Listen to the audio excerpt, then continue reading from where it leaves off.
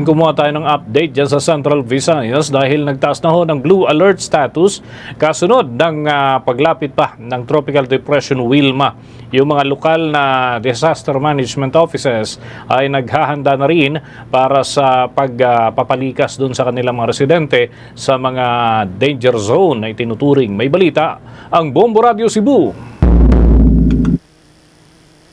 Itinaas ng Cebu City ang blue alert status bilang paghahanda sa posibleng pinsalang dulot ng Tropical Depression Wilma. Ito ang inihayag ni Konsehal Dave Tumulak, ang chairman ng City Council Committee on Disaster Risk Reduction and Management upang balaan ng publiko at mga barangay na maghanda sa mga posibleng epekto ng bagyo at tiyakin ang kaligtasan ng buhay at ari-arian. Batay sa datos ng panahon mula sa DOST Pag-asa, ang Central at Northern Cebu ay nasa ilalim na ngayon ng Signal Number 1 at inaasahan ang malalakas na pag-ulan at hangin. Kaya naman hinimok ni Tumulak ang mga residente lalo na ang mga nakatira malapit sa mga ilog at mababang lugar na lumikas ng maaga at makikipag-ugnayan sa kanilang mga barangay upang maiwasan ang pinsalang naranasan noong nakaraang bagyo. Nauna rito, ang buong isla ay naghahanda para sa banta ng Tropical Depression Wilma. Dahil ang mga lugar sa probinsya ay nasa ilalim ngayon ng Tropical Cyclone Wind Signal, inactivate ng Provincial Disaster Risk Reduction and Management Office ang Emergency Operations Center bandang alas 5 ng hapon kahapon ayon sa utos ni Cebu Governor Pamela Baricuatro. Nag-utos din si Baricuatro ng kumpletong inventaryo ng mga supplies, sasakyan at kagamitan sa bodega ng Kapitolyo upang matiyak ang kahandaan sa buong lalawigan ng Cebu para sa posibleng epekto ng bagyo. Okay, sa Cebu City Government, in place na po yung mga heavy equipment natin sa mga mountain barangay. Nakapreparado na lahat ng mga barangay responders. Nakapagsagawa na sila ng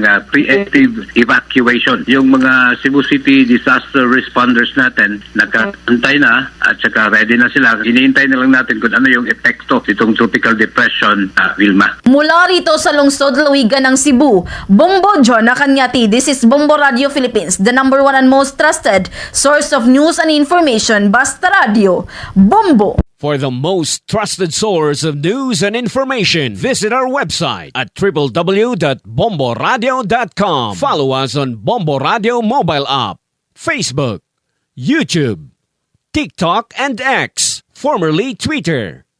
Like, share, and stay connected. Anytime, anywhere.